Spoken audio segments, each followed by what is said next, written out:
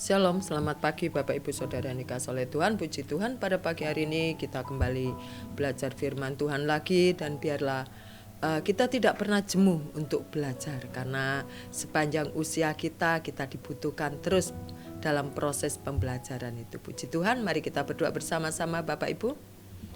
Terima kasih Tuhan, puji syukur kami naikkan kepadamu pada pagi hari ini. Kami percaya semua karena kebaikan Tuhan, semua karena anugerah Tuhan, sehingga kami diberi kesempatan untuk hidup pada hari ini. Dan biarlah hidup kami sungguh berguna bagi sesama kami dan juga bagi kemuliaan Tuhan. Terima kasih Tuhan, di dalam nama Tuhan Yesus, haleluya, amin. Puji Tuhan, Bapak Ibu Saudara yang dikasihi oleh Tuhan, pada pagi hari ini bacaan kita terambil di dalam kitab Yesaya. Kitab Yesaya 43. Dan pada pagi hari ini saya akan memberikan judul yaitu Sang Pembuat Jalan. Puji Tuhan. Bapak Ibu Saudara yang dikasihi oleh Tuhan, kalau PU akan mengukur setiap tahunnya, mengukur ketinggian tanah jalan, maksud saya ya. Apakah tanahnya itu mulai turun dan perlu ada perbaikan jalan untuk ditingkatkan lagi supaya tidak kebanjiran kota Jakarta. Kita sering melihat mungkin di jalan-jalan tuh ya, mereka mengukur kerendahan tanah mulai turun berapa meter gitu. Nah, pada pagi hari ini tidak kebetulan juga kita belajar di dalam kitab Yesaya, yaitu di mana saya membuat judul yaitu Sang Pembuat Jalan. Pasti kita semua bisa menebak Sang Pembuat Jalan tentunya adalah Yesus.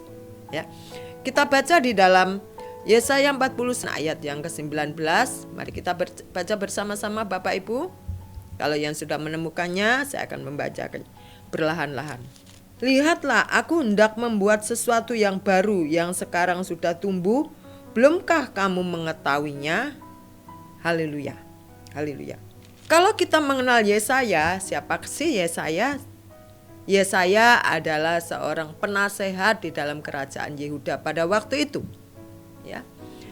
Dia juga seorang nabi yang dipakai Tuhan untuk menyatakan bahwa suatu saat nanti akan hadir, akan datang Sang Mesias. Nah,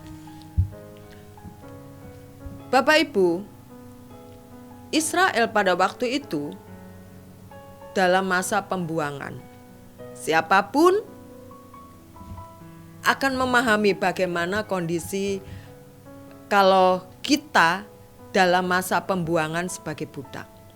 Perasaan tertekan, perasaan teraniaya, tidak ada lagi kebebasan yang bisa kita pertahankan. Tidak ada lagi suara kita. Semuanya dibungkam. Karena memang kita ada dalam situasi yang tidak baik. Dan kita juga berposisi sebagai budak. Karena pada waktu itu, oleh karena itu pada pagi hari ini kita belajar ya, mengapa Yesaya mengatakan seperti di dalam ayat 19 tadi, lihatlah aku hendak membuat sesuatu yang baru. Maksudnya adalah lihatlah Tuhan akan membuat sesuatu yang baru. Membuat apa? Ya, kita akan belajar berlahan-lahan. Waktu seseorang dalam situasi yang tidak baik, dalam keadaan yang terjepit, dalam posisi yang tertekan, apapun bentuk tekanan itu, dirasa itu tidak enak. Siapapun dan kapanpun, dimanapun berada. Itu bukan sesuatu hal yang kita inginkan tentunya. Pada waktu kita ada dalam pembuangan, pada waktu kita menjadi seorang budak. Tidak ada kemerdekaan yang bisa kita kecap. Mengapa? Kita lihat di dalam ayat 15 Bapak Ibu. Sesungguhnya Tuhan akan menyatakan perkara besar dalam kehidupan orang Israel, ya, yaitu Sang Pembuat Jalan. Di ayat 15 dikatakan begini Bapak Ibu, kita lihat bersama-sama. Akulah Tuhan yang Maha Kudus, Allahmu, Rajamu yang menciptakan Israel. Kalau kita ingat kata Israel, tentu ingatan kita akan kembali dibawa kepada bagaimana Musa membawa bangsa Israel keluar dari Mesir menuju ke tanah Kanaan. Amin Bapak Ibu, ya. Akulah Tuhan. Di dalam perjanjian lama, segala sesuatunya sentralnya adalah Tuhan. Maka Tuhan memakai para nabi-nabinya untuk kembali menyampaikan, melanjutkan suara Tuhan terhadap orang-orang Israel ini. Dalam kondisi yang tidak baik pun, kadang-kadang kita juga merasa tidak nyaman, merasa tertekan, merasa teraniaya, merasa terteran lah, tersindir kayak terapa. Sesungguhnya Tuhan tidak berdiam diri. Tuhan tidak pernah melupakan. Dengan sangat jelasnya Tuhan mengungkapkan, menyatakan dirinya. Akulah Tuhan yang Maha Kudus Allahmu, Rajamu, menciptakan Israel. Ada raja, waktu itu memang ada raja-raja dunia. Tapi raja di atas segala raja, pernyataan Tuhan. Ya. Lalu kita lihat ayat yang ke-18 Bapak Ibu. Janganlah ingat-ingat hal yang dahulu. Terkadang kita suka untuk mengungkit-ungkit masa lalu. Masa lalu yang menyenangkan atau masa lalu yang tidak menyenangkan. Yang tidak menyenangkan itu menjadi tameng dalam hidup kita. Aku begini karena ini sih, karena ini. Seakan-akan kita sudah membuat benteng dalam diri kita. Kalau kita tidak bisa lagi maju ke depan. Stuck di tempat dengan membentengi diri kita tentang masa lalu kita. Kita terus cerita itu terus. Ya. Dulu aku begini. Kamu tahu nggak? Hal-hal begitu Tuhan harapkan untuk kita tidak melakukannya lagi, untuk tidak mengingat-ingat lagi masa yang tidak baik itu. Bolehkah itu jadi pembelajaran? Tentu boleh. Untuk diingat selamanya, jangan. Ya, dikatakan di sini firman-Nya, janganlah ingat-ingat hal-hal yang dahulu dan janganlah perhatikan hal-hal yang dari zaman purbakala. Zaman bahelah kata orang-orang ya, zaman jadul. Ya. Jangan diingat lagi. Karena apa? Kita lihat ayat 19 Bapak Ibu. Lihat, aku hendak membuat sesuatu yang baru, yang sekarang sudah tumbuh. Belumkah kamu mengetahuinya? Karena apa? Kita tidak boleh mengingat-ingat masa lalu kita yang tidak baik. Karena dikatakan, aku hendak membuat sesuatu yang baru dalam hidup kita. Ya. Membuat kehidupan kita menjadi baru. Menjadi manusia baru. Manusia lama sudah berlalu, sesungguhnya yang baru sudah datang. Amin Bapak Ibu. Manusia lama kita tinggalkan semua. Dengan karakter dan tabiat tentunya yang kurang baik, kita ganti menjadi manusia yang baru, ciptaan baru. Dengan segambar dengan Tuhan. Lalu di sini dikatakan, ya aku hendak membuat jalan di padang gurun dan sungai-sungai di padang belantara.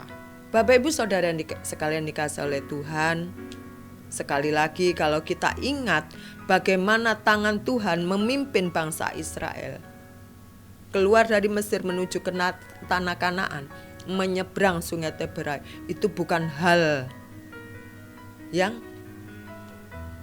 benar-benar hal yang ajaib, saya katakan spektakuler ya. Sampai saat ini para ilmuwan,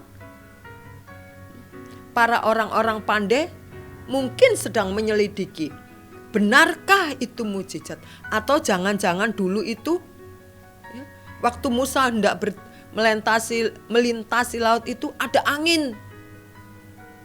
Bisa saja namanya juga para orang pintar akan berpikir begini.